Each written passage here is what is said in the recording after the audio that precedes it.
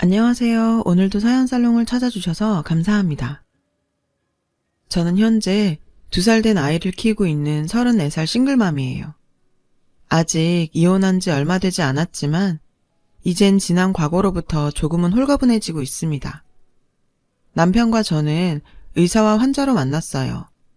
우리가 처음 만난 건 충치가 도저히 참을 수 없는 지경에 이르러서 회사를 조퇴하고 치과에 갔던 날이었어요. 접수를 마치고 대기하는 동안 들리는 의료 장비들 소리에 저는 잔뜩 겁을 먹고 얼어 있었죠. 어린아이도 아닌데 잔뜩 긴장한 얼굴로 치료의자에 앉았고 제 치료를 맡았던 남편은 저와 다르게 아주 여유로운 미소로 인사하며 "어디가 불편하세요?" 라고 물었어요. 저는 충치가 있는 자리를 대충 가리키며 설명을 했고 남편은 많이 아팠을 텐데 왜 이제 왔냐며 혹시 겁이 많냐고 말을 걸어주었죠. 저는 "네" 하며 의자에 누웠는데 어쩐지 심장이 막 두근거렸어요. 하지만 곧 시작된 통증에 괴로워하자 남편은 괜찮다며 자기가 이 병원에서 제일 안 아프게 치료하는 의사라고 저를 진정시켜 주었죠. 그 순간 어처구니 없게도 저는 이 사람 정말 다정하다. 이 사람이랑 사귀는 여자는 얼마나 좋을까? 이런 생각을 했어요. 그렇게 다른 데 정신이 팔려서인지 통증은 조금 잦아드는 듯 했고 그 아프다는 신경치료를 생각보다 무사히 마칠 수 있었죠. 전동의자가 올라가고 남편 얼굴을 마주한 저는 다시 심장이 쿵쾅거렸어요. 남편은 저에게 오늘 한 치료와 다음에 할 치료에 관해 설명을 해주었는데 제 귀엔 남편의 말이 하나도 들리지 않았고 다정하고 유능해 보이는 남편의 모습에 한눈에 반해버렸지 뭐예요. 그날 이후 저는 태어나서 한 번도 좋아했던 적 없는 치과에 가는 날을 손꼽아 기다리게 됐어요. 그리고 마침내 그날이 왔어요. 옷이며 화장이며 온통 신경을 쓰고 드디어 치과에 도착해 치료실에서 누워 남편을 기다리고 있었죠. 남편은 예전의 그 모습처럼 밝게 웃으며 "잘 지냈어요? 치료받은 데는 괜찮았어요?" 라며 말을 걸어왔어요. 저는 "잘 치료해 주셔서 아프지도 않고 잘 지냈다고 대답했는데 제 얼굴 가까이 그 사람의 얼굴이 다가오니 그에게 풍기는 스킨 냄새와 소독약 냄새가 너무 좋더라고요. 그렇게 취한 듯 치료를 마쳤고 남편은 "고생하셨어요. 관리 잘하시고 또 이상 있으면 내원하세요." 라고 말하면서 손에 낀 장갑을 벗는데 글쎄 그 사람 손에 반지가 끼워져 있지 뭐예요. 저는 결혼했구나 하며 실망했고 대충 대답을 하는 둥 마는 둥 진료실을 나왔어요. 수납을 마치고 병원문을 나가려는데 저를 치료한 남편이 가운이 아닌 재킷을 입고 퇴근하는 게 보였어요. 그렇게 우린 얼떨결에 같이 엘리베이터를 함께 기다리게 됐죠. "데이트 가시나 봐요?" 라며 남편이 먼저 저에게 말을 걸어왔어요. "아니요." 저는 조금 당황한 듯 대답했고 저의 이런 모습에 남편은 피식 웃었어요. 그 웃는 모습이 또 어찌나 마음을 흔드는지. 곧이어 엘리베이터가 도착했고 우린 함께 엘리베이터를 탔어요. 저는 이대로 돌아가면 후회할 것 같아서 "결혼 반지가 예쁘네요." 라고 말했고 남편은 자신의 손에 끼워진 반지를 제게 보이며 "이거요? 이거 결혼 반지 아닌데?" 라고 말하는 게 아니겠어요? 저는 놀라서 "그럼 커플링인가요?" 라고 되물었죠. 남편은 웃으며 "이거 이래봬도 피앙세 반지인데" 라고 하더군요. 그제야 반지가 좀 특이하다고 느꼈어요. 저는 민망하면서도 이 남자가 유부남이 아니라는 사실에 기쁜 나머지 "그런데 왜 피앙세 반지를 본인이 끼고 있어요?" 라고 물었죠. 그러자 남편은 이건 여기까지 말하는데 그때 얄궂게도 1층에 도착한 엘리베이터 문이 열렸고 저는 내려야 했죠. 남편은 지하 주차장으로 가는 듯 내리지 않을 기색이었어요. 이대로 헤어지면 끝일 텐데 용기 내서 차라도 한 잔 마시자고 할까? 저는 엘리베이터 문이 열려 있는데도 우물쭈물 망설였어요. 그러자 저의 이런 마음을 알았는지 남편도 엘리베이터에서 내리지 뭐예요. 저는 놀라서 지하로 가시는 거 아니냐고 물었는데 남편은 웃으며 반지에 대한 설명을 안 하면 집에 가서 잠이 안 올 것 같다고 시간 괜찮으면 근처에서 커피 한 잔 같이 마시자고 하더군요. 마침 커피가 엄청 마시고 싶다면서요. 저는 남편의 센스 있는 모습에 더욱 끌려 남편을 따라 커피를 마시러 갔고 2시간 넘게 이야기를 나누다가 연락처를 주고받고 헤어졌어요. 얘기를 나누면서 알게 된 건데 남편이 끼고 있던 피앙세 반지는 아직은 인자가 없는 반지더라고요. 사랑하는 여자가 생기면 주려고 사서 끼고 있었다나요. 결국 그 반지는 제 것이 되었고 저희는 1년간의 연애를 끝으로 결혼을 약속했어요. 회사 동료와 친구들은 잘생긴 치과 의사와 결혼하는 저를 어찌나 부러워하는지 절대 외모나 조건을 보지 않았다고 말하면서도 저는 은근 이 상황이 싫지 않았어요. 제가 생각해도 제가 괜찮은 결혼을 하는 것 같았거든요. 하지만 역시 잘 나가는 아들을 가진 어머니는 콧대가 높았어요. 저에게 의사 남편을 얻으려면 열쇠 몇 개는 가져와야 한다는 둥 입이 떡 벌어질 혼수 목록이 적힌 종이를 건네시더군요. 혼수 목록을 보니 온통 당신이 입고 쓰실 물건들이었죠. 저는 이 결혼을 꼭 하고 싶었기에 이런 건 저희 결혼과 상관없지 않냐고 따지지도 못했어요. 당시 저는 결혼 자금을 모으려고 적금을 붓고 있었지만 혼수 목록을 채우기엔 턱없이 부족했어요. 하는 수 없이 지방에서 고깃집을 운영하시는 부모님께 사정을 얘기했죠. 그랬더니 저희 부모님께선 사위가 의사인데 뭘 못해주겠냐며 빚을 내서라도 혼수는 해줄 테니 아무런 걱정 말라시며 힘을 실어주셨어요. 그렇게 부모님의 도움으로 혼수 목록을 모두 채웠고 저희는 마침내 남편이 장만한 30평대 아파트에서 신혼을 시작하게 됐어요. 친정부모님께 손 벌린 것도 죄송하고 아파트 역시 대출이 있어서 저희 부부는 맞벌이를 하며 여느 신혼부부처럼 행복한 시간을 보냈고 그렇게 1년이 지나자 시어머니께선 신혼생활도 할 만큼 했으니 슬슬 아기를 가지라고 압박해오기 시작했죠. 저는 아직 대출금도 남았고 아이를 가지면 직장을 다닐 수 없으니 조금 더 시간을 갖고 싶다고 말했지만 시어머니는 그러게 네가 집이라도 떡하니 장만해왔으면 좋았지 않았냐? 다들 의사 사위 보면 병원이고 집이고 외제차까지 처가해서 다 해주는데 넌 뭘 해와서 시어머니 말도 우습게 하냐? 라며 윽박지르는데 전 너무 놀라 순간 아무 말도 못했어요. 그날 밤 저는 남편에게 울면서 낮에 시어머니와 있었던 일을 얘기했고 남편은 저를 안아주며 자기가 대신 미안하다고 말해주었죠. 하지만 거기까지였어요. 그날 이후 남편은 무슨 바람이 불었는지 공부를 해야 한다며 퇴근이 늦어졌고 집에 와서도 공부를 한다며 서재방에 틀어박혀 나오지 않았어요.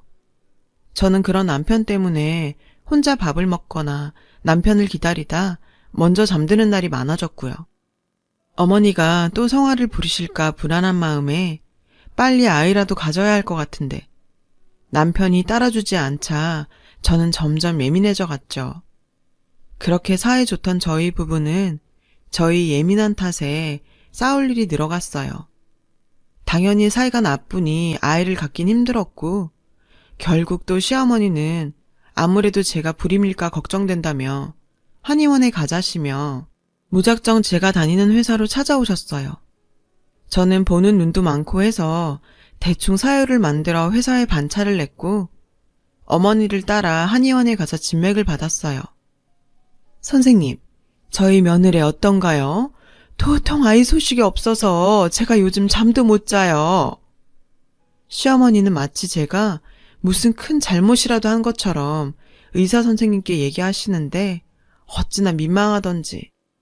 하늘을 봐야 별을 따지 이건 약을 먹는다고 해서 해결될 문제가 아니라는 걸. 차마 시어머니께 우리가 요즘 이렇게 산다고 얘기도 못하고 답답하기만 했어요. 결국 100만 원이 훌쩍 넘는 약을 짓고 집에 돌아온 저는 카드 영수증을 보며 한숨을 쉬었죠. 시어머니는 제가 먹을 약이니 저보고 계산하라 하셨고 먹어봤자 소용없는 걸 알면서도 약값을 카드로 긁었더니 영수증을 보니 또 부하가 치밀어 오르더라고요. 결국 M1 카드 영수증만 푹푹 찢어버렸어요. 그날 저녁도 남편은 퇴근이 늦었고 집에 와서는 서재방에 틀어박혔어요. 저는 남편이 혼자 방에서 뭘 하는지 의심이 생겼어요. 혼자 야한 동영상이라도 보는 걸까 하는 생각까지 들더라고요. 저는 도저히 안 되겠다 싶어 무작정 남편의 서재로 들어갔어요. 남편은 누군가와 통화를 하면서 열심히 대화 내용을 받아 적고 있었죠. 그러면서 저한테는 조용히 하라는 듯 검지손가락을 들어 쉿 하는데 순간 짜증이 치밀어 올랐어요. 저는 남편의 통화가 끝나길 기다렸다가 얘기 좀 하자고 했고 오랜만에 남편과 마주 앉았어요. 그동안 참았던 것을 한꺼번에 토해내듯 말했어요. 그런데 그렇게나 다정했던 남편의 얼굴은 오간데 없이 짜증난다는 얼굴로 시간을 견디는 남편이 앉아있지 뭐예요. 급기야 저는 나 모르게 다른 여자라도 생긴 거야? 난 오늘 당신 어머니가 무작정 회사에 찾아와서 반차까지 내고 한의원까지 끌려갔는데 당신은 정말 계속 이럴 거야? 한의원 약 같은 게 무슨 소용이야. 남편이 잠자리를 안 하는데 라고 말했고 남편은 질린 얼굴로 일어나선 네가 그러면 그럴수록 더 하기 싫은 거야. 애는 핑계고 요즘 못해서 안 달란 거야 뭐야 라고 도리어 화를 내는 게 아니겠어요. 저는 남편의 말에 어이가 없어서 그럼 당신이 당신 어머니한테 아기 안 낳고 싶다고 말해. 괜히 나만 스트레스 받게 하지 말고 라며 되받아 쳤어요. 남편은 아무런 대꾸도 하지 않고 다시 서재방으로 들어가더라고요.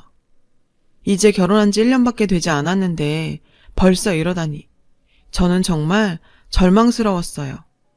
남들은 아직 신혼이라 깨복고 산다고 생각하는데 저는 제 처지가 불쌍해 그날 밤 내내 울다 잠이 들어야 했어요. 다음날 남편은 아침 일찍부터 보이지 않았고 저는 무시하자 생각하며 출근 준비를 하는데 싱크대 아래에 있는 한약이 보여 남편 보란 듯이 몽땅 쓰레기통에 부어버리고 출근했어요. 그리고 그날 밤 남편은 집에 들어오지 않았어요. 그렇게 3일간 외박이 계속됐고 슬슬 걱정스러운 마음이 들어 남편에게 전화를 걸었지만 전화기는 꺼져 있었죠. 시댁에 갔을까 싶어 장롱을 살펴봤지만 옷가지와 짐은 그대로였고 저는 남편의 핸드폰에 음성 메시지를 남겼어요. 제가 잘못했으니 그만 화 풀고 집에 들어오라고요. 저의 음성 메시지를 들었는지 못 들었는지 남편은 계속 소식이 없었죠. 다음날 남편이 근무하는 치과에 갔어요. 그런데 황당하게도 남편이 병원을 그만뒀다지 뭐예요.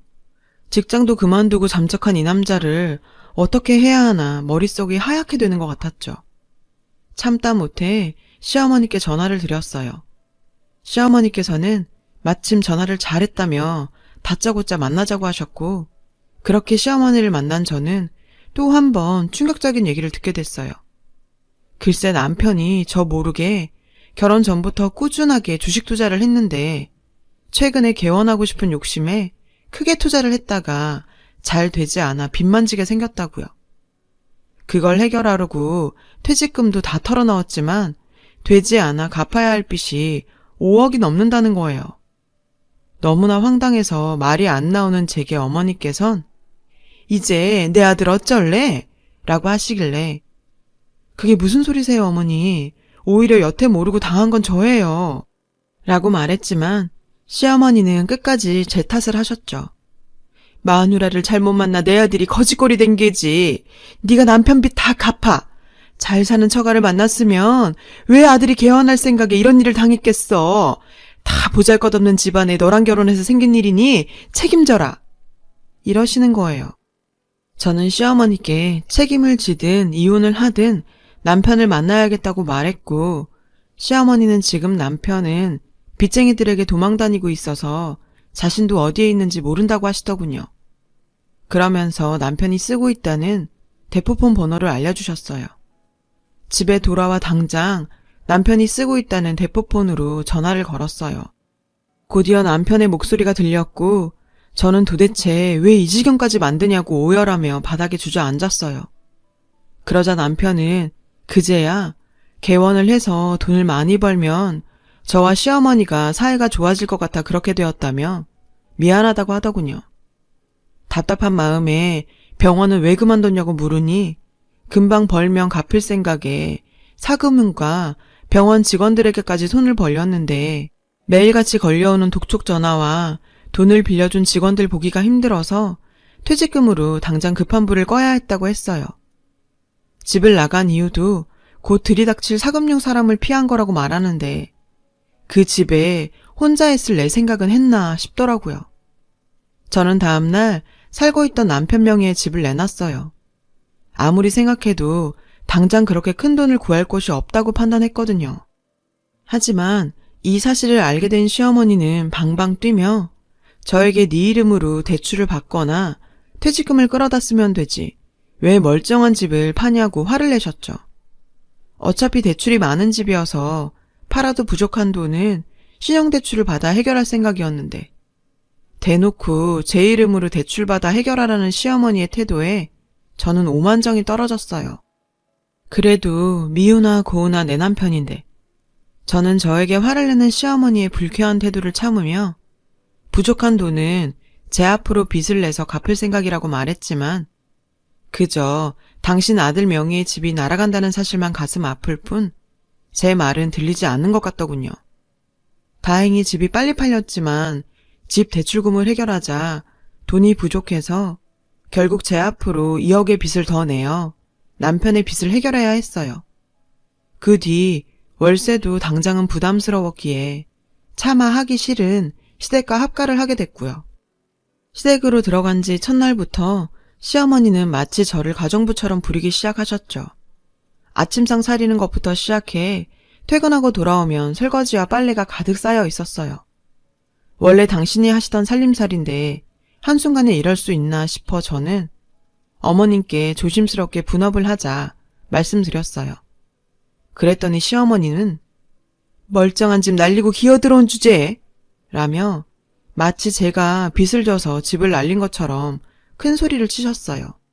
생활비 내놓으라 하지 않는 걸 고맙게 생각하고 시키는 거나 잘하라고 하시는데 저는 정말 남편도 남편이지만 시어머니 때문에 당장이라도 이혼을 하고 싶었어요. 하지만 남편은 지난 일이 있고부터 정신을 차렸는지 새로운 병원에서 일도 잘하고 다시 저에게도 전처럼 다정하게 대해주어 그나마 위안이 되었죠.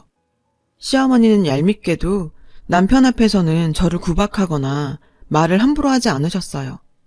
처음엔 남편에게 하소연이라도 하고 싶어 시어머니와 있었던 일들을 얘기했지만 그럴수록 예전처럼 저에게 또 질리지는 않을까 겁이나 그만두었죠.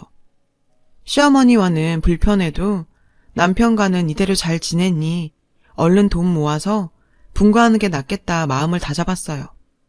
그리고 8개월 후 저는 임신을 했어요. 하지만 입덧과 하혈을 하는 통에 회사를 그만둘 수밖에 없었어요. 시어머니는 그렇게 노래를 하던 손주를 가졌는데도 예전과 별반 달라지지 않았어요. 오히려 저는 회사에 출근을 하지 않으니 하루 종일 시어머니에게 시달리는 신세가 되었습니다. 그렇다 보니 일을 쉬는데도 하혈은 여전히 잦았고 결국 병원을 찾게 되었어요. 병원에선 임산부 3명 가운데 1명꼴로 출혈을 경험하긴 하지만 출혈량에 따라 문제가 될 수 있다며 절대 안정을 취하라더군요. 많이 움직이지 말고 가급적 누워 지내라는데 시어머니가 그 꼴을 보고 가만히 있겠어요. 하는 수 없이 저는 남편에게 안정기가 될 때까지만 친정에 있겠다고 말했어요. 남편 역시 그게 좋겠다며 저 대신 시어머니께 말을 해주었죠. 그렇게 친정에서 몸조리를 할 수 있게 됐어요. 친정에서의 생활은 남편과 떨어져 지낸다는 것만 빼면 그야말로 천국이었어요. 그동안 직장 다니느라 쉬지도 못하고 매일 아침 저녁으로 집안일을 하는 통에 힘들었는데 모처럼 마음 놓고 쉴 수 있게 되어 하루하루 편하게 지낼 수 있었죠. 그 덕에 하혈도 멈췄고 슬슬 입덧도 가라앉으며 안정기에 접어들게 됐어요.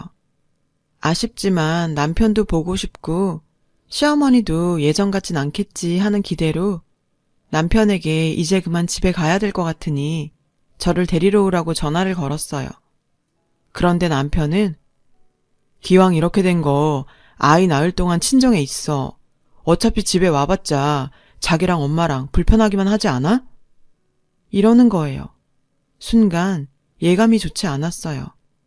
다음날 저는 집에 갈까 말까 불안한 마음으로 고민하고 있었는데 친정엄마가 급하게 전화를 하셨더라고요. 저희 시어머니께서 가게로 오셨다면서 많이 놀라신 목소리셨어요. 저 역시 너무 놀라 급히 택시를 잡아타고 가게로 갔는데 가서 보니 시어머니 앞에서 저희 친정 부모님이 어쩔 줄 몰라하고 계시는 게 아니겠어요? 알고 보니 남편은 제가 없는 사이 또다시 주식에 손을 댔고 시어머니는 이 빚을 이번엔 저희 부모님한테 갚으라고 생떼를 쓰고 계시더라고요. 의사 사위는 거저 얻는 줄 알았어요? 남들은 병원도 척척 차려주는데 두 분은 그간 뭐 해줬습니까? 집을 해줬습니까? 하다못해 차를 한 대 사줬습니까? 별 볼 일 없는 딸내미 하나 보내놓고 남몰라라 한 거밖에 더 있냐고요.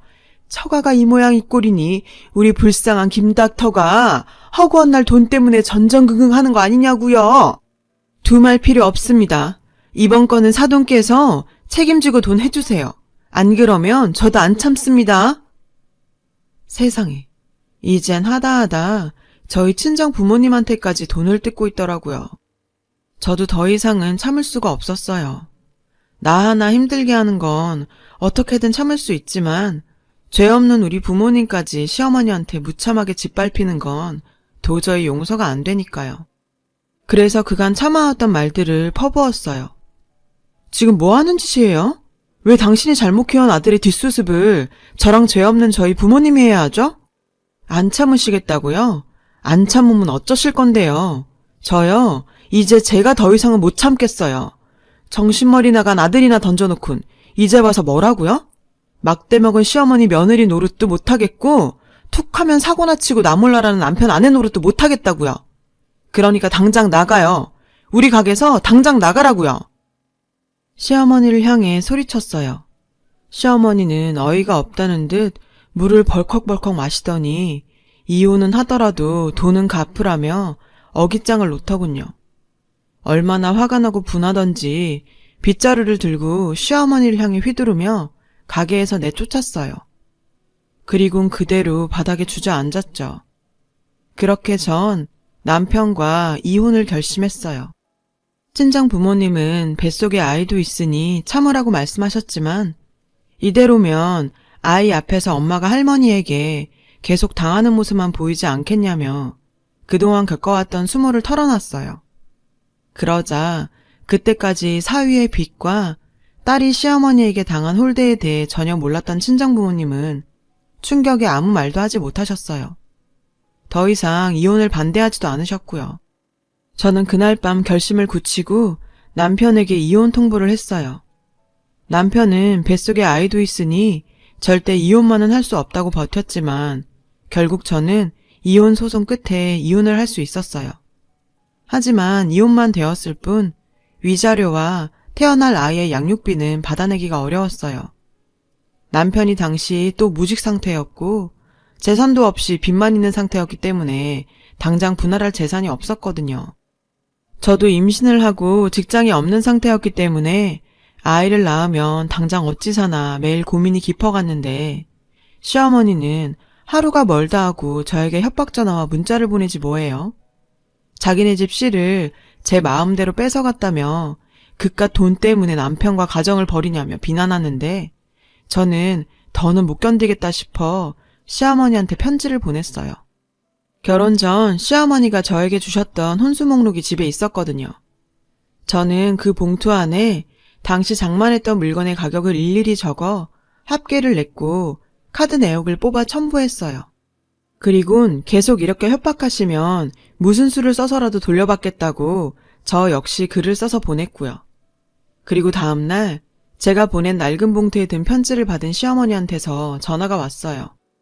욕설과 고성을 지르시길래 그동안 보내신 문자들을 증거로 협박죄로 고소할 거라고 지금도 녹음 중이라고 말했더니 바로 전화를 뚝 끊더군요. 그 뒤론 문자와 연락은 일체 딱 끊으셨고요. 나중에 듣기로는 억울하고 분해서 화병이 났다나 뭐라나. 그 소리를 듣는데 그동안 쌓인 채증이 쑥 하고 한꺼번에 내려가는 것 같더라고요. 남편은 그 뒤로 다시 병원에 취직해서 자기 빚을 갚고 있고 저에게 얼마 되진 않지만 아이의 양육비를 꾸준히 보내주고 있어요. 지난날을 반성하며 시어머니와 연을 끊고 열심히 살 테니 재결합을 하자고 얘기하는데 저는 하도 당해서 그럴 생각은 절대 없다고 했죠. 지금은 새로운 직장에 들어가 아이를 키우며 열심히 살고 있어요. 비록 넉넉하지 못한 생활이지만 지난날을 생각하면 하루하루 너무 행복한 날들을 살고 있습니다. 끝으로 저처럼 홀로 아이를 키우는 분들에게 우리 더욱 힘내서 사랑하는 우리의 아이와 더 많이 행복해지자고 말하고 싶어요. 지금까지 저의 긴 이야기 들어주셔서 감사드려요. 여러분, 사연 댓글에 응원과 현명한 조언 부탁드려요. 좋아요와 구독은 저에게 큰 힘이 됩니다. 오늘도 좋은 일 가득하세요.